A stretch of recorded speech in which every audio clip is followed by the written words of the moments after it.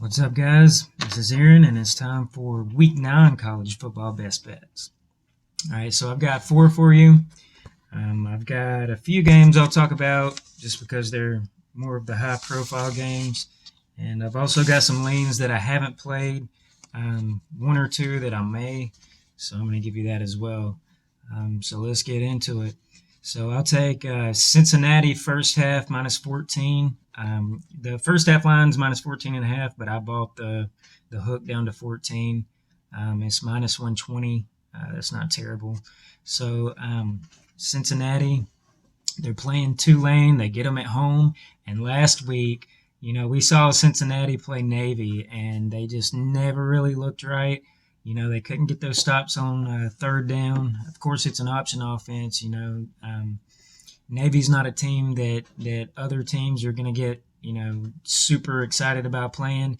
But, of course, for Navy, they get to play the number 2 team, so they're going to come, ready to go.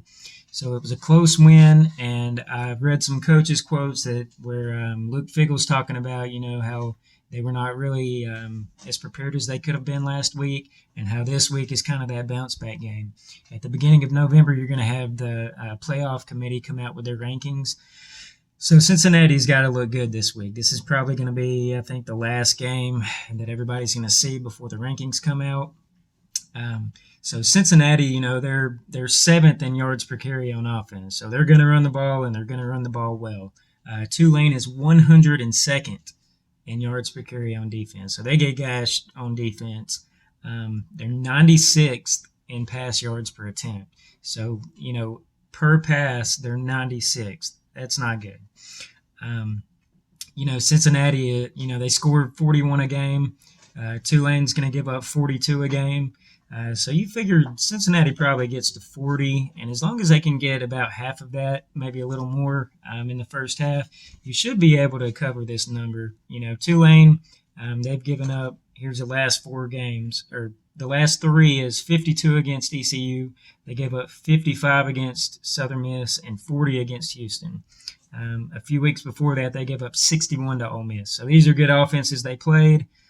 Not really ECU, but, still give up 52. So I think Cincinnati is going to start strong, and I think they'll try to kind of get as many points in the first half. And I think they'll cover this first half number minus 14.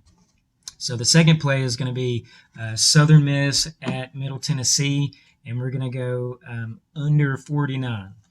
Or actually, I got it at 47. It was 49, dropped down to 48. Now it's at 47, but I still liked it at 47 for a few reasons. So Southern Miss, their starting quarterback was Keys and Trey Lowe. Those are kind of like the 2 guys that they were going to. Both of them are out for the year. So now they're down to the 3rd string quarterback. I think he's a walk-on. His last name is Lange. And, this is a Southern Miss offense.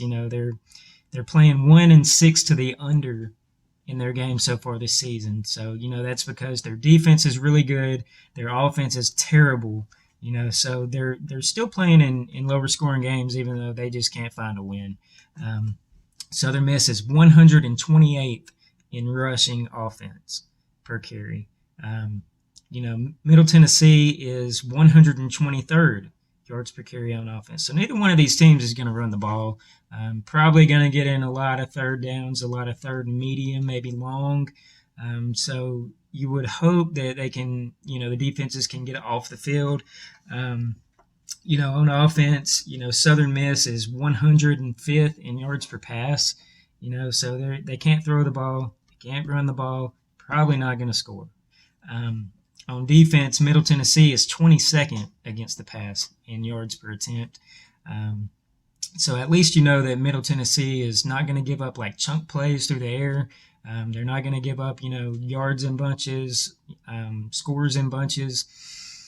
So, as long as Southern Miss is not just gashing them in the run, which when you're 3rd to last in yards per carry, you're probably not going to get a lot going on the ground. So I think we can get a low-scoring game here. Also, Southern Miss, their best point output this season is 19 points that they got against Rice. So, they're not scoring, probably not getting to 20. Um, Middle Tennessee, they've scored some points in some of their games, but they've also played teams like Monmouth, an FCS school against the good defenses, like Southern Miss might play. They scored 13 against Liberty, 13 against Texas San Antonio, and they got 14 against Virginia Tech. So these were very good defenses, but they didn't even get to 20 points. Also, Southern Miss has allowed 26 points per game in Conference USA play. So, if we can get Middle Tennessee not getting more than 26 points, we're cashing this. So, we're going to take Southern Miss and Middle Tennessee under 47. So, the third game we're going to take here is Oregon State money line at California. So, Cal is not a good offense, but they're a really good defense. My worry about this game is, if Oregon State really can't get anything going, they gotta, run the ball, set up the pass. They don't want to throw the ball much. They're really going to try to run the ball, and they're sixth in the nation in yards per carry. So at least we've got a top 6 rushing attack. That's going to be important if they have the lead late and they got to run the clock out. It's going to be important to extending drives. You can run clock that way if they have a lead. They're 19th in yards per play on offense. So that's a top 20 offense overall in yards per play. They like Cal, their run defense is pretty good. Their pass defense is really not that good. So if Oregon can get something going on the ground, that can open up the pass, and then you can attack that Cal defense that's not as good through the air. And Cal, they've played defenses like they played Colorado and Oregon. So, that could sort of skew the numbers in Pac-12 play, Cal scoring 18 points per game. But when you have to play Colorado and Oregon, you're probably not going to score a lot. Oregon State scoring 34 points per game in conference. And they played decent conference teams. So, another bit of information here is that the nickelback, Jaden Grant, is out for the first half of the targeting for Oregon State. So they kind of maybe will have to weather the storm on defense. But that's the nickelback. That's not like your, the cornerback that's going to be on the outside guys. So I think Oregon State can do enough to cash. Cal, their offense will stall for long periods of time, and they've never really been a scoring offense. So I think, especially if Oregon State can have a lead in the fourth quarter, I think they can run the ball well enough, that they can maybe run some clock and get this win. A game that I just added that I got to looking at is Indiana and Maryland, and we're going to go under 49.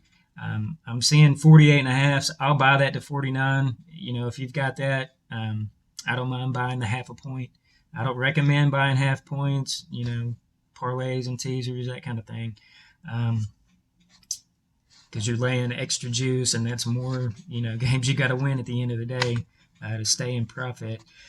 So for Maryland, this is a team that has, Talia Tagovailoa, that's a good quarterback. The offensive line's pretty good. They had possibly the second best receivers in the conference besides Ohio State. And their top receiver, Dante Demas, he went down a few weeks ago. Jashawn Jones is another receiver that they were going to, and he got hurt too. So that's 2 of their top targets that have not played, and it's shown. They scored 16 points against Minnesota. They scored 17 points against Ohio State, and they scored 14 points against Iowa. Now, Iowa, it's a great defense. But, Ohio State's given up some points. They've given up some yards, and they only got to 17. Minnesota's a pretty good defense this year, but they still only got to 16. If they can't get past, 21, 24 points in this game, we've got a really good chance to hit this under. So Indiana, of course, Michael Penix, always injured. Their second string quarterback is Tuttle, and he was a pretty highly rated prospect coming in, but he really didn't play that well. He's out. So now they've got to either go to their third string, a true freshman, Donovan McCauley, or they've got to go to a sophomore walk-on, Grimmel, something like that. So you've either got a true freshman quarterback, third string, or you've got a walk-on guy. So Indiana hasn't been scoring even with the starters. So they're 126th in yards per play. On offense, they're 115th in yards per pass. So you're not getting, plays in bunches. You're not getting long pass plays, broken tackles, things like that. 117th in yards per carry. So not only can they not throw, but they can't pass either. They can't run either. So this is a very limited offense. If Maryland can get some pressure on the quarterback, and they're pretty decent at that, Indiana's going to have a long day. So with both of these offenses extremely limited, and Indiana is 28th in yards per pass on defense. So, the secondary is pretty good. Maybe that means that Maryland's going to have an even tougher time getting chunk plays. They can run the ball really well. They've got a good running back. Talia can get out of the pocket a little bit. Maryland, hopefully that means Maryland runs more and chews more clock. And at least on defense, Maryland is 28th in sacks in the country. So hopefully they can get some pressure on the quarterback, and maybe Indiana won't score, and we can hit this under 49 pretty easily. So we're going to go under 49. All right, so that's the 4 games that I have that I've actually played so far this week. I hit Troy plus 17. I missed on another game. Can't remember right off what it was. So I'm 1-1 in official plays for the week. My best play of the week was Navy plus 11, and I didn't play it because they were coming off that, hard-fought loss against Cincinnati. I just didn't know where their mind would be, and they won outright. So I'm just going to go with my gut on these plays. They've been looking good so far. And some of the other plays that I was looking at, Ohio State, Penn State. Ohio State's laying like 19 and a half right now. You would think that Ohio State probably just puts up enough points that they cover, even if their defense gives up some. And, if Penn State can only score 18 against Illinois in however many overtimes, 7 overtimes, I think Ohio State can probably cover this number. Florida and Georgia. I'm a big SEC guy, but Florida can't move the ball. They've got to run the ball to set up the pass. Neither quarterback is a polished passer.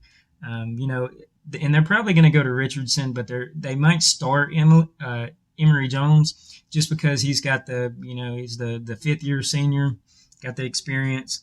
Against Georgia, you really don't want to, start from behind the ball, with Anthony Richardson at quarterback if he throws a couple of picks or something. Georgia plays good enough defense, that they're going to stop the run and force Florida to pass the ball. Georgia probably covers this. Florida kind of sort of run the score up last year against Georgia. I think Georgia probably remembers that, and they're at home this week. So Florida State plus 10 at Clemson. This number was, I think it's 9 now, but it was 10. Clemson's 0-7 against the spread. The offense has not worked yet. They struggle to score 20. Florida State's going to be up for this game, and especially after they just annihilated UMass last week. They probably got enough confidence coming into this game that it's going to be fairly tight. I probably can't take FSU, even though I'd like to. Maybe the under, because Florida State probably can't score on that defense. They turned the ball over, though. So, this game, this could easily be like a, 24-7 kind of game, and Clemson just looks up and covers. Maybe the under is a good look. But I would probably lean Florida State. At least in the first half, if you can get like 4.5 or 5, they can probably hang around early. So some other games that I was looking at, Kentucky at Mississippi State. Mississippi State refuses to run the ball. All they do is pass. Kentucky's got a decent pass defense. It's not great. But see, Kentucky can't run the ball. Can't pass the ball. They have to run the ball to success and then open up the pass. Mississippi State is really good in run defense. And Kentucky's probably best wide receiver is Josh Ali. He's questionable for the game. I wanted to take Kentucky money line.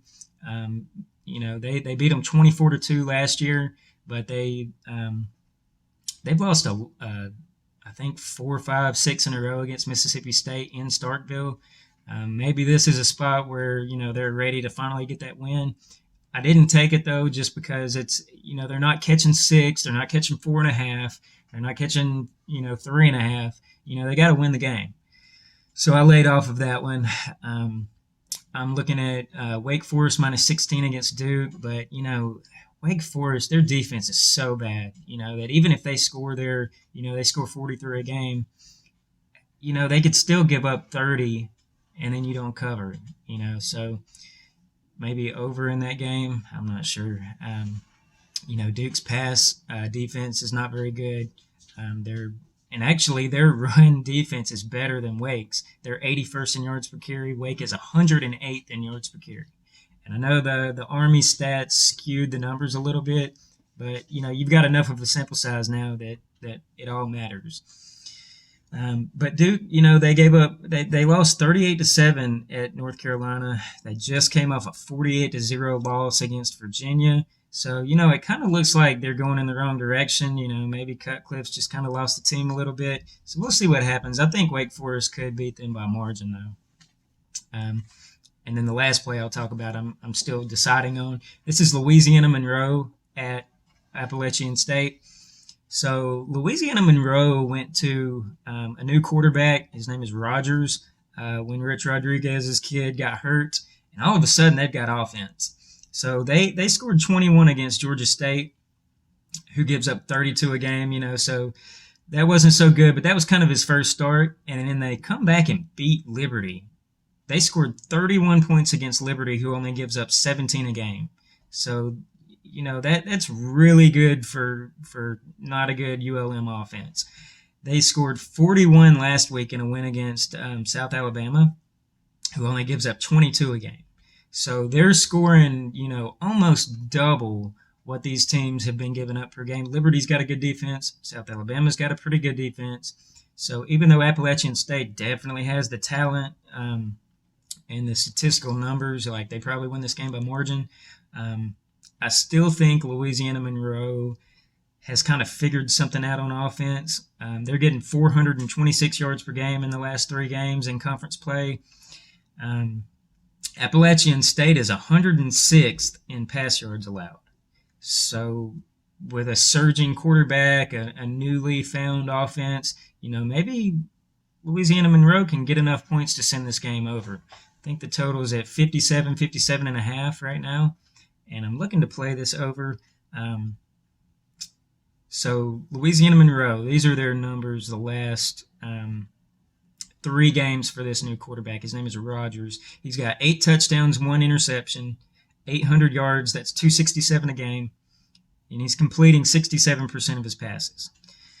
So I haven't played it yet. I'm leaning to the over, so we'll see what happens. I post all my plays on my Twitter, and my Twitter's linked. So look in the description for that so you don't miss any plays, because I've been really hot this season, 35-10 so far.